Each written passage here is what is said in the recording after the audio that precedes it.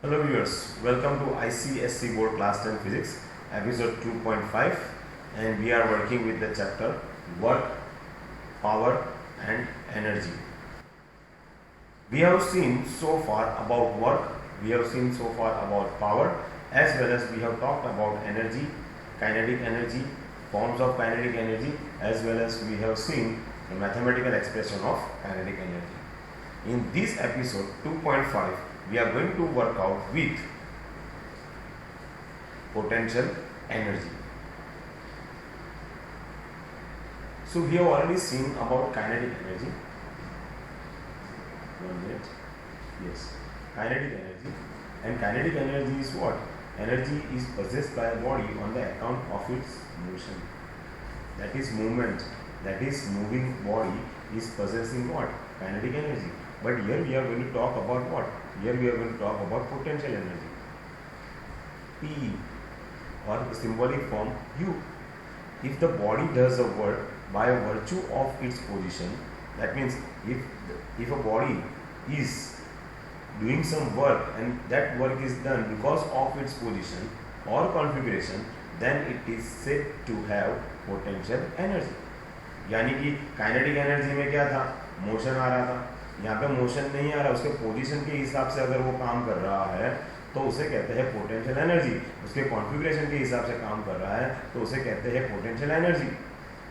As for example, spring of a watch is wound. When the spring of the watch is wound, its configuration changes. आपने शायद spring को देखा होगा, वो अंदर इस तरह का स्प्रिंग होता है. And if you keep on wounding, it becomes what? Tighter and tighter and tighter and tighter. And slowly the energy which is inside it is released.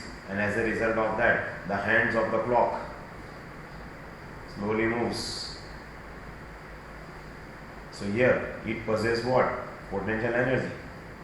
Unwinding. On unwinding potential energy, so that means ये जो spring है वो इस तरह से दिखता है. जब आप चाबी भरते हो, that means when you are winding it with the help of a key, it starts getting coming closer and closer and closer and closer. एकदम नजदीक आ जाएगा, एकदम अंदर अंदर ऐसे टाइट होता जाएगा. That means what does it possess? It possess potential energy. क्यों? बिकॉज उसकी पोजीशन, उसकी कॉन्फ़िगरेशन के हिसाब से ये एनर्जी पजेस कर रहा है, इसलिए उसे कहते हैं पोटेंशियल एनर्जी. जैसे धीरे धीरे धीरे अनवाइंडिंग होना शुरू हो जाएगा, the movement is taking place in the hands of the watch. Similarly, a stretched bow or an arrow system, a cocked up spring of an air gun, a stretched catapult, water stored high in the dams, a stone lying on the top of the roof, etc. possess what? Potential energy. So these are the examples of what? Potential energy. अपने position के हिसाब से, अपने configuration के हिसाब से अगर वो एनर्जी पोजेस करता है तो उस एनर्जी को कहते हैं पोटेंशियल एनर्जी. अगर उस एनर्जी की वजह से वो काम करता है तो वो एनर्जी हो जाती है potential energy. Stretch bow and arrow. Stretch बो, अगर आप धनुष देखो, एक मिनट, इसे थोड़ा टर्न करना है, कोई बात नहीं, इसको ऐसा करके ऐसा लगना, and here it is a string. If this one is stretched, that means उसके पास एनर्जी आ गई, and you can have an arrow here. So these possess what? Potential energy. जैसे आप स्टोर करोगे, अगर आपने यहाँ तक खींचा, suppose as for example, you are pulling the string at this position, तो वो यहाँ तक आएगा एरो, तो बहुत दूर नहीं जाएगा, नजदीकी गिरेगा. अगर आपने ज्यादा खींचा तो potential energy is filled up in this string more, and because of this configuration which has changed will bring the energy into the arrow to move further and far. That is what the potential energy is. Magnetic energy, chemical energy, nuclear energy, energy of static electricity are forms of potential energy. Forms of potential energy. Generally, potential energy is of two types, namely gravitational potential energy and elastic potential energy. gravitational potential energy. That is what? That is due to gravity. So here if you see, the potential energy possessed by the body due to the position is called gravitational potential energy, क्योंकि उसके ऊपर gravity का काम होने वाला है. The force of gravity is responsible. See, gravity का काम हो रहा है for this kind of potential energy. Gravitational potential energy के ऊपर किसका काम हो रहा है? यहाँ पर ग्रेविटी का काम हो रहा है. यानी कि ग्रेविटी की वजह से जो ऑब्जेक्ट या तो फिर कोई भी काम कर रहा है ग्रेविटी की वजह से, तो उसके पास पोटेंशियल एनर्जी होती है, and that potential energy is considered as what? Gravitational potential energy. As for example, as the distance of the body from the earth surface increases, the force of the gravity decreases, thus the gravitational potential energy increases.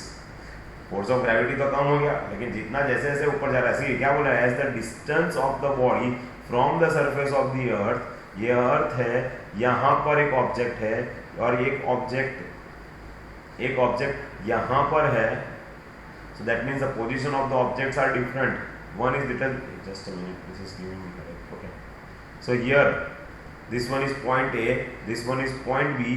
Point B का जो distance है वो h है, यहाँ का जो यहाँ से यहाँ इस सरफेस का जो डिस्टेंस है वो m है. किसका डिस्टेंस ज़्यादा है? m का डिस्टेंस ज़्यादा है. Object m distance is more, that is height is more, so that is a is at a is higher than the b. So as the distance of the body from the surface of the earth increases, the force of gravity decreases. तो force of gravity इसके लिए, gravity का force कैसा होगा? Less. इसके लिए नजदीक है तो ग्रेविटी का फोर्स कैसा होगा? ज्यादा, high. Thus it's gravitational potential energy increases. किसके पास? इसके पास कि इसके पास? ए के पास ग्रेविटेशनल पोटेंशियल एनर्जी कैसा होगा? मोर.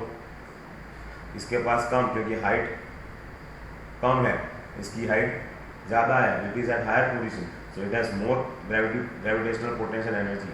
Because it says it increases as you go higher and higher. It is zero when the body is at the infinity, where the force of gravity on the body is zero. अगर यहाँ पर आ गया, मान लो यहाँ पर, तो उसका कोई इफेक्ट ही नहीं हो रहा ना.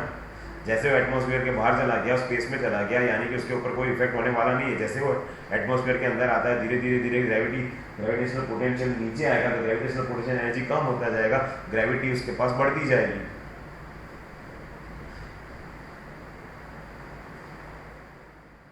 This is what it is. Earth surface, एक ऑब्जेक्ट यहाँ पर, एक ऑब्जेक्ट यहाँ पर, एक ऑब्जेक्ट यहाँ पर, बराबर. This is height h, this is height h1, this is height h2. तो यहाँ पर what is the gravity here? So here gravity is more,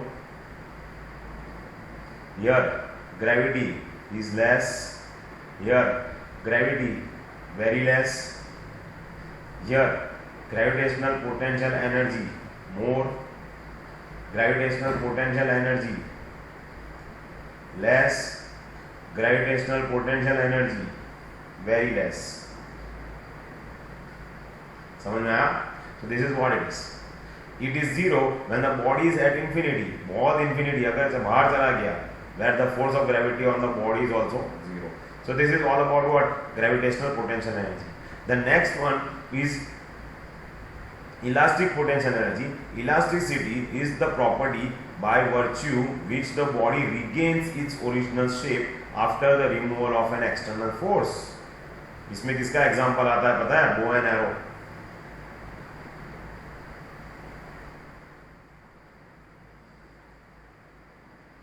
Bow and arrow. Let me draw it once again. So if you are stretching this string and you are releasing it, it comes back to its original position. This is considered as what? Elastic potential energy. So potential energy possessed by a body due to the change in configuration is called elastic potential energy. उसकी configuration change हो गई, आपने जैसे खींचा बहुत ज़्यादा energy अंदर आ गई, that is nothing but what? Potential energy आ गया. जैसे आपको उसको रिलीज करोगे, whatever is there with this string will try to move forward due to the energy transfer from string to that particular object to move. यहाँ पे हम बो एंड एरो लिया है, तो बो के अंदर जो स्ट्रिंग है उसको हमने पुल किया, पोटेंशियल एनर्जी भर दी। अगर ज़्यादा पुल किया तो ज़्यादा पोटेंशियल एनर्जी होगी। ये पोटेंशियल एनर्जी जब हम स्ट्रिंग को रिलीज करेंगे तो पोटेंशियल एनर्जी जाएगा सीधा एरो में और एरो को पुश करेगा आगे जाने के लिए फोर्स देगा। जितना ज़्यादा पुल किया उतना ज़्यादा एरो आगे जाता है। A stretched bow and arrow system, a cocked up spring of an air gun, a stretch catapult, winded spring of watch possess elastic potential energy because they all have tendency to regain its original shape. इन सब के पास अपना खुद का body का elasticity है ताकि वो अपने ओरिजिनल शेप में वापस आ सकता है। So there are two types of forms of potential energy. Number one, gravitational potential energy and elastic potential energy. Let us move on to the mathematical expression of potential energy. Let a stone of mass m be raised vertically through the height h. देखा, उसको ऊपर उठाना है इसलिए उसके लिए height h आएगा। अगर उसको धक्का मारना होता, मान लो कि यहाँ पे एक ऑब्जेक्ट है और इस ऑब्जेक्ट को हम लीनियर पोजीशन के ऊपर धक्का मार रहे हैं, बराबर, तो उसके लिए हाइट नहीं आएगा, उसके लिए क्या आएगा, displacement s। Same formula W is equal to F into S, where F is equal to force and S is equal to displacement. F is equal to F means what? Force is equal to mass into acceleration. और acceleration की वजह से वो उसका जगह change कर रहा है, फोर्स की वजह से उसका जगह चेंज कर रहा है, डिस्प्लेसमेंट आ रहा है, इसलिए ma into s। यहाँ पर हम उसको हॉरिजॉन्टल नहीं वर्टिकल उठा रहे हैं। एक स्टोन को हम वर्टिकल उठा रहे हैं। अगर हम एक स्टोन को वर्टिकल उठा रहे हैं, that means it is going to gain potential energy and it is at height h, बराबर। अगर आप देखोगे तो फोर्स के जरिए नीचे आएगा, ग्रेविटेशनल फोर्स है, फोर्स का मतलब mass into acceleration, work done is equal to force multiply by displacement, लेकिन यहाँ पे डिस्प्लेसमेंट हाइट है इसलिए यहाँ पे h आएगा। यहाँ पे force m multiply by mass into acceleration, क्योंकि इस स्टोन का मास m है, acceleration because due to gravity, therefore acceleration का मतलब वो जगह चेंज करता है, स्पीड गेन करता है। So here f is equal to mg। एक ही जगह पे g क्यों लिखा, बिकॉज जो स्पीड आती है, जो तरीके से वो नीचे आएगा, वो ग्रेविटी के हिसाब से वो नीचे आने वाला है। That's why acceleration is due to gravity, we put mg here in place of f I will put W is equal to mgh. W is equal to mgh. Now if you see what is W, W is work done. किसके ऊपर work done हो रहा है, object के ऊपर work done हो रहा है, and work done is while raising the object. When you are raising the object, that means it is gaining some energy, and that energy is due to its change in configuration or due to its position, which is known as potential energy. So work done is considered to be what? Potential energy is equal to W is equal to mgh. We know that the work is equivalent to energy, इसलिए यहाँ पर potential energy है हम लगाते हैं क्योंकि हमने उस स्टोन को उठाया हुआ है। So therefore potential energy is equal to work done is equal to mgh. We can put potential energy U is equal to mgh. Any questions? I hope you understood this mathematical expression. It has been assumed that when a body is on the surface of the earth, बराबर, मान लो कि यहाँ पर figure में देखो, if you see the figure here you will come to know. Okay, I am drawing another figure. मान लो कि भाई अर्थ सरफेस है और वो अर्थ सरफेस के ऊपर बॉडी पड़ी हुई है, तो यहाँ पर पोटेंशियल एनर्जी क्या होगा, पोटेंशियल एनर्जी जीरो हो जाएगा। Potential energy is what, zero. और जब उसको उठाते हो तो वो एनर्जी गेन करता है, तो यहाँ पे पोटेंशियल एनर्जी कैसी होगी, दैट इज मैक्सिमम। अगर यहाँ तक उठा तो मैक्सिमम, ऊपर उठा तो मैक्सिमम, लेकिन हम यहाँ पर उसके हिसाब से गिनेंगे, हाइट के हिसाब से। यहाँ पर आपने कितना उठाया, यहाँ से यहाँ तक क्या हो गया, हाइट। अगर आप रिलीज कर रहे हो तो नीचे आएगा सीधा, किसकी वजह से नीचे आ रहा है, ग्रेविटी की वजह से, बराबर। और ये बॉडी को उठाया हुआ है तो बॉडी का खुद का एक वेट लगेगा ग्रेविटी के साथ, तो वो हो जाएगा मास। तो यहाँ पर we know W is equal to F into S. So what is F? Mass into acceleration, but this acceleration is due to gravity, so I am into G. यहाँ पर S is height, so potential energy तो height के हिसाब से होगा, तो यहाँ पे PE is equal to mgh आएगा। तो यहाँ पे अगर सरफेस के ऊपर बॉडी पड़ी है तो पोटेंशियल एनर्जी उसका 0 है, लेकिन आप जब उठाते हो तो उसका पोटेंशियल एनर्जी mgh हो जाता है। At that time kinetic energy is not going to work out, kinetic energy 0 हो जाएगा।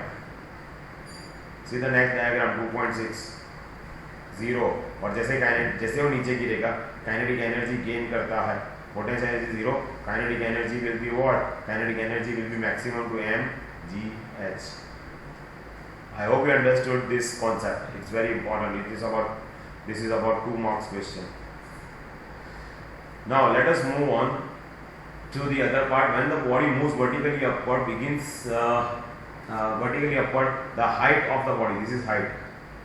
Height of the body from the ground increases. Hence the potential energy of the system of the body and the earth increases. Hence it is a positive one. Conversely, when the body falls towards the earth, अगर वो नीचे आ रहा है, that means the height is decreasing, gravity is increasing. As a result, वो नीचे आ जाएगा। Thus the potential energy of the system of a body and the earth decreases. Hence it is a negative one. So this is also 1 mark question. आपको ये भी याद रखना है, 1 mark question याद रखना है। समझ में आया? So this is all about what? Potential energy. The next topic is law of conservation of energy. Law of conservation of energy का मतलब क्या? Energy can not be created, ये तो हम छोटे थे तब से पढ़ के आते हैं। क्या एनर्जी हम बना नहीं सकते, या तो उसको हम डिस्ट्रॉय भी नहीं कर सकते। अगर हम बनाने जाते हैं तो एनर्जी चाहिए, तभी तो एनर्जी बन पाएगी। तो वो एनर्जी आई कहाँ से? So that's why energy can neither be created nor it can be destroy. अगर मैं कुछ डिस्ट्रॉय करने जाता हूँ तो मेरे में एनर्जी होनी चाहिए डिस्ट्रॉय करने के लिए, तो मेरे में एनर्जी आई कहाँ से? So that's why energy can neither be created nor it can be destroyed, but it can be transformed from one form of energy to another form. And as a result, the whole energy in the system is going to remain constant. वो पूरा का पूरा energy है system के अंदर क्या है रहेगा? कांस्टेंट रहेगा, क्योंकि हम एनर्जी को बना नहीं सकते, डिस्ट्रॉय नहीं कर सकते, लेकिन एक फॉर्म में से दूसरे फॉर्म में उसको कन्वर्ट कर सकते हैं। तो उसके लिए यहाँ पर एक मैथमेटिकल एक्सप्रेशन दिया है। ये this question is also explain with an example or explain with the potential and kinetic energy law of conservation of energy. So this is about what 3 marks question. ये हमारा 3 marks question है. This is law of conservation is about like 1 mark question. Furthermore, we say that the sum total of all the energy in the universe is constant quantity. It cannot be created nor it can be destroyed, no matter what form it takes, provided that the universe is considered as a single system. Universe के अंदर ये जो है वो एक ही system चल रहा है। एनर्जी को लो, एनर्जी को कन्वर्ट करो, एनर्जी को लो, एनर्जी को कन्वर्ट करो, एनर्जी को हम क्रिएट नहीं कर सकते, या तो फिर हम उसको डिस्ट्रॉय नहीं कर सकते, लेकिन एक फॉर्म में से दूसरे फॉर्म में हम कन्वर्ट कर सकते हैं। जैसे कि सोलर एनर्जी को कन्वर्ट करना है mechanical energy, light energy, heat energy में, that is possible. Let us come up to the mathematical explanation to this one. Case 1. Consider a stone of mass m held at a height h from the ground level. तो देखो वापिस ground level से उसको ऊपर उठाया हुआ है, तो हमने आगे पढ़ा दिया कि ग्राउंड लेवल से उठाया हुआ है, उसके अंदर हाइट h है। अगर वो नीचे आ रहा है तो ग्रेविटी की वजह से एक्सेलरेशन आएगा। So that is what, force F is equal to ma, force is equal to mass into acceleration, but acceleration is due to gravity g, और उसके लिए हाइट पे उठाया हुआ है, दैट इज एट h। तो work done is equal to what, force into displacement. सो F is therefore W is equal to what, F multiplied by S, where F is what, F is mass into acceleration, but acceleration is due to gravity, therefore mg, and displacement vertically है इसलिए वहाँ पे height आता है, इसलिए h आएगा। तो उसने उठाया हुआ है, that means the potential energy is what, mgh। same concept। kinetic energy at A, तो भाई हाफ mv स्क्वायर बराबर v क्या है, वेलोसिटी, कितना आएगा यहाँ पे 0। सो काइनेटिक एनर्जी है नहीं ना, वेलोसिटी कहाँ है उस टाइम पे, अगर उठा के रखा है, यानी पकड़ के रखा है यहाँ पर, नीचे तो कुछ भी नहीं। अगर ऊपर उठा के रखा है तो यहाँ पे mgh आएगा, काइनेटिक एनर्जी 0 हो जाएगा, potential energy is at maximum mgh। When it comes down, then again potential energy becomes 0 and kinetic energy becomes mgh. So now half mv square, v is equal to 0, therefore kinetic energy is 0. Total energy at point A position, kinetic energy plus first potential energy, therefore mgh plus 0 is equal to mgh. This is our case 1. उसको ऊपर उठाया उसकी बात हो रही है. That means it is hold at this position, A position. अगर यहाँ पे B position पे आते हैं, so now what happens when it is at B position during a free fall such that it falls with a height x, क्योंकि नीचे आ रहा है ना, तो यहाँ पर आके हम यहाँ पर उसकी कंडीशन स्टडी कर रहे हैं, तो ये x हो गया, तो ये कितना होगा h माइनस एक्स, ये कितना होगा x, तो यहाँ से यहाँ तक आ रहा है एंड हैज अ वेलोसिटी, और उस टाइम पे उसके पास वेलोसिटी होती है, उसके पास वेलोसिटी होती है. So what is that velocity? We can say half M V square होगा, पता है हमें, बराबर कि? तो उसके लिए क्या आएगा, what will be that thing? तो उसके लिए भी हमें लिखना पड़ेगा यहाँ पे potential energy what m g, what is a height, ये हाइट नहीं गिनेंगे, which height will be the remaining height, will consider the remaining height. So what is the remaining height in the potential energy, उसके पास आ रही है, that is h minus x. And what is the kinetic energy? Kinetic energy means what, half M V square. समझ में आया? अभी kinetic energy के लिए आपको रिप्लेस करना पड़ेगा. सो काइनेटिक एनर्जी के लिए v को रिप्लेस करना, v का मतलब क्या, v square minus U square is equal to 2as. ये फॉर्मूला पता है, 9-7 का फॉर्मूला है मोशन के लिए. Here v square initial velocity, तो अरे इनिशियल वेलोसिटी नहीं है, is equal to 2as. Now s that means height. तो मुझे v की जगह पे क्या लगाना है, 2as लगाना है यहाँ पे. Are you getting me? So what I have to put 2as. s is what g, sorry a is what g and s is what height, तो ये डिस्प्लेसमेंट है. समझ में आ गया नहीं? और हाइट तो हमने ऑलरेडी लगा दिया, हाइट कौन कितना बाकी रहता है, तो height is given by what x. Are you getting me? तो मैं यहाँ लगा रहा हूँ v यहाँ पर in this one. So I am putting kinetic energy is equal to half m multiply by v square की जगह पे 2 मल्टीप्लाई बाय एक्सेल 2as था ना, तो a की जगह पे क्या आएगा g, क्योंकि a एक्सेलरेशन है, तो यहाँ पे gravitational acceleration is due to gravity. Height, तो हाइट डिस्प्लेसमेंट तो हाइट हो जाएगा, तो हमने हाइट कितना लिया यहाँ से यहाँ तक आने का x, तो यहाँ पे x 2 cancel. So what is remaining, m g x. Are you following it? It is there in the next page if you check it out. तो पोटेंशियल एनर्जी कितना रहा, m g h minus x, इतना ही बाकी रहा ना, अभी इतना ही पोटेंशियल एनर्जी उसके पास है, लेकिन काइनेटिक एनर्जी गेन किया ना उसने, पहले जीरो था. So when it is coming down the kinetic energy is increasing and when it is coming down potential energy is decreasing. जैसे जैसे नीचे आ रहा है, हमने बॉल को उठा दिया यहाँ तक, एक हाइट तक, बराबर, तो पोटेंशियल एनर्जी मैक्सिमम हो गया, काइनेटिक एनर्जी जीरो हो गया. फिर जैसे उसको हम रिलीज करते हैं तो पोटेंशियल एनर्जी धीरे धीरे डिक्रीज होगा और काइनेटिक एनर्जी इंक्रीज होगा. When it touches the ground, at that time potential energy becomes 0 and kinetic energy becomes mgh. Let us see the next page and you will understand better. So in that one we are applying what? We are applying the formula. Which formula we are applying? v square minus 2 v square minus u square is equal to 2as. Here v square minus u square is equal to 2as. Initial velocity 0 है, so v square is equal to 2gx. Why gx? Because I see again मैंने बताया था वही है, acceleration due to gravity g, और height कितना है, height हो गया h, तो डिस्प्लेसमेंट x आएगा, डिस्प्लेसमेंट है h, तो h कितना है, x बाकी है, तो here we put x.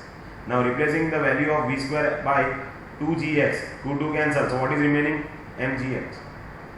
So now add total energy is equal to at point B, PE plus KE, so mg h minus mgx, क्योंकि ये ब्रैकेट ओपन किया हमने, we open this bracket, we get this one, so we place it here and this one we are placing it here.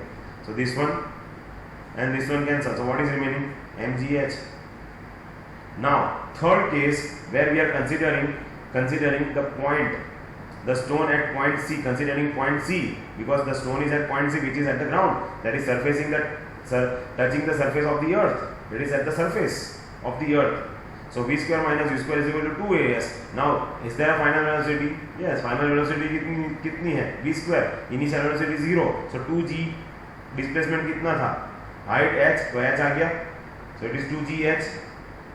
अभी h की जरूरत नहीं है क्योंकि हाइट ही नहीं है ना, हाइट तो नीचे आ गई, ग्राउंड को टच कर दिया.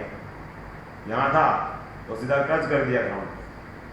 So ये 2gh. So hc half mv square, where half m और v square में क्या आएगा? 2gh. 2 and 2 cancel. So what is remaining? mgh. Now p potential energy at c is mgh. में हाइट कितना रहा यहाँ पर? हाइट तो है नहीं, इसलिए 0.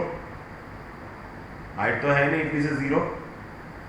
तो फिर mg 0, that is 0. So potential energy of static energy 0 plus mgh is what? mgh. From the above discussion, it is concluded that sum total energy in the system of a stone and the earth is going to remain as a constant quantity at all points. The potential energy changes into kinetic energy during the free fall of a stone. यानी कि potential energy और kinetic energy दोनों change होता है. Conversely, if the stone is projected upwards, the kinetic energy will change into potential energy. नीचे था kinetic energy maximum, और जब ऊपर उठाया काइनेटिक एनर्जी चेंज हो गया to potential energy maximum. So that's what it is talking about. Let us check about one more experimental model related to the simple pendulum. Consider an undisturbed simple pendulum in its mean position A. उसकी mean position यानी कि जो centre वाला जो position है वो उसका A position है पेंडुलम का. When the pendulum is pulled to position C, it gains particular height thus that position C it has maximum potential energy, zero kinetic energy, and the pendulum is held by the position C. देखो आप figure फिर से देखो गौर से. So here ये वाला जो position है सेंटर में, this is what? This is its mean position.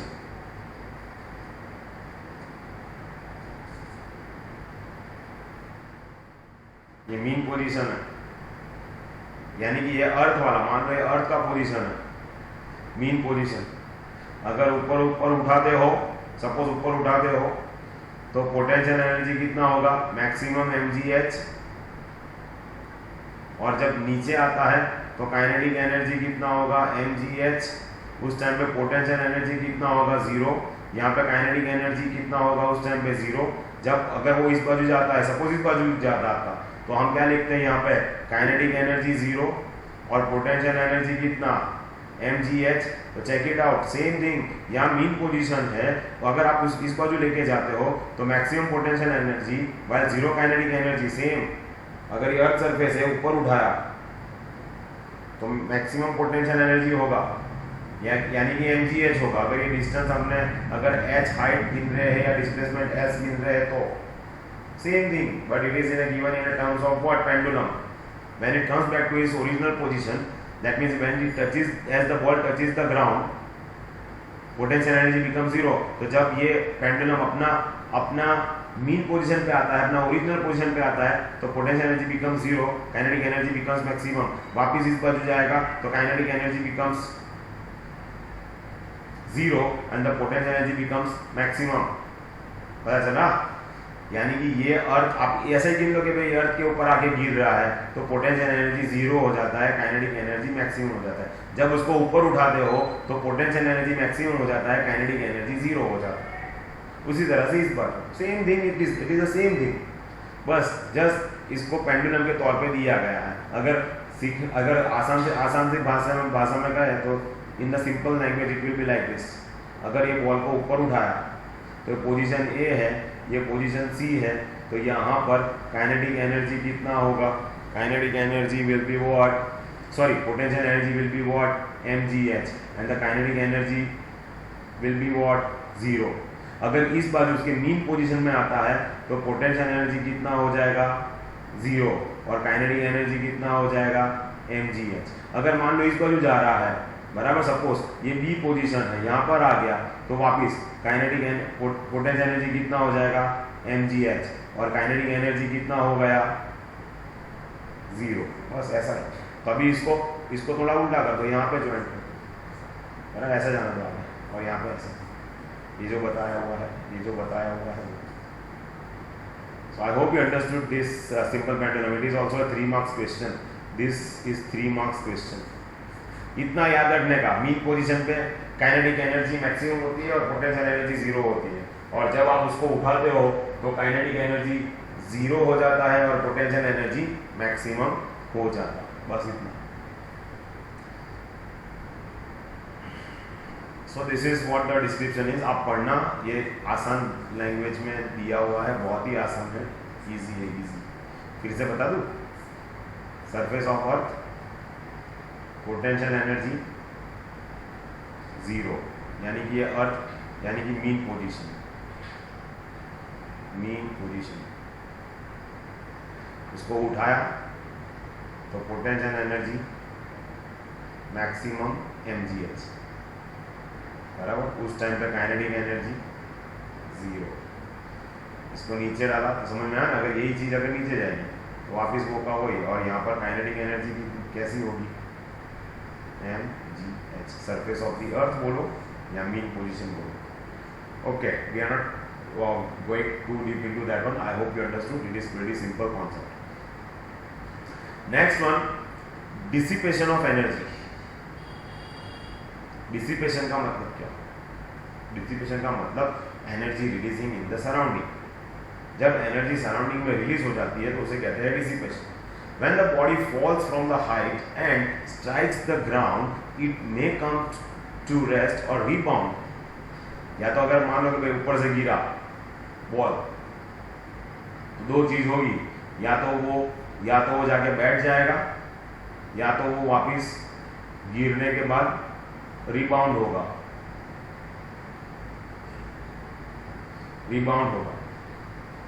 If it comes to rest, the whole of its energy is converted into heat and sound energy. अगर वो रेस्ट में आ गया, अगर वो वहीं पे जाके रुक गया, देन जितनी भी उसकी एनर्जी है वो किस में कन्वर्ट हो गई, heat energy and sound energy में कन्वर्ट हो गई। These energies are diffused into the surrounding space, और ये सब एनर्जी कहाँ पे चली जाएगी, सराउंडिंग स्पेस में। This cannot be further utilized, और हम इसको वापिस यूटिलाइज नहीं कर सकते for doing any sort of a useful work. This energy transformed from a useful form to a useless form is called dissipation of energy, यानी कि losing energy into the surroundings which cannot be useful for any other purpose. जैसे आपने ball ऊपर से नीचे फेंका, अगर वो बैठ गया जाके, मूवमेंट नहीं आया, तो उसके अंदर क्या हुआ, उसके पास जितनी भी एनर्जी थी वो सब हीट एनर्जी और साउंड एनर्जी में कन्वर्ट हो गई, और ये एनर्जी सराउंडिंग्स में चली गई, वो यूजलेस एनर्जी हो गई, क्योंकि हम उसको फिर वापस यूज ही नहीं कर पाते। That energy is known as dissipation of energy.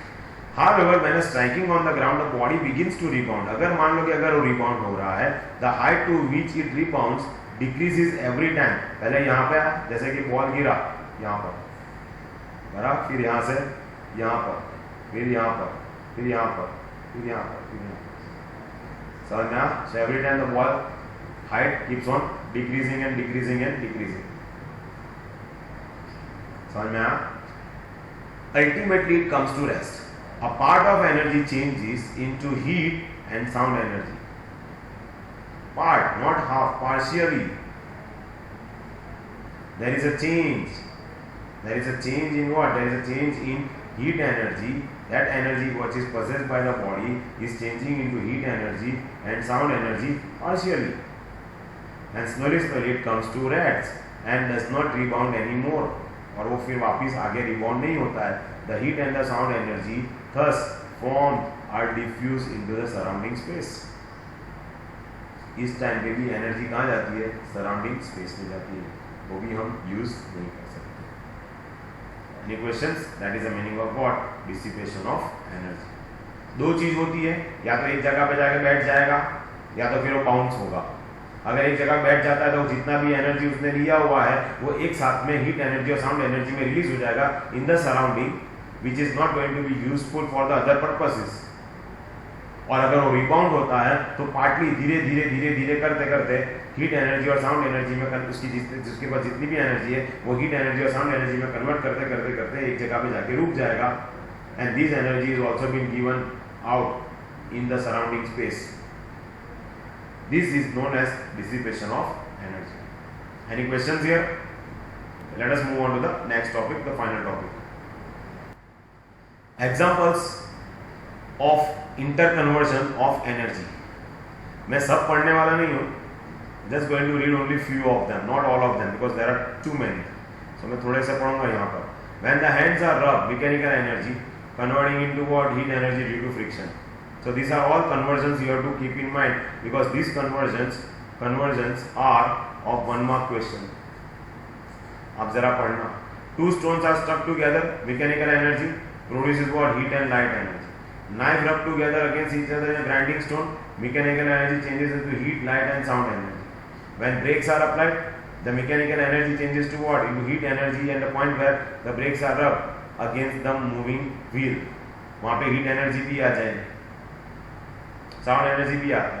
Watch mount, mechanical energy into potential energy, and potential energy changes into what? Kinetic energy, which is driving the hand. ये important question.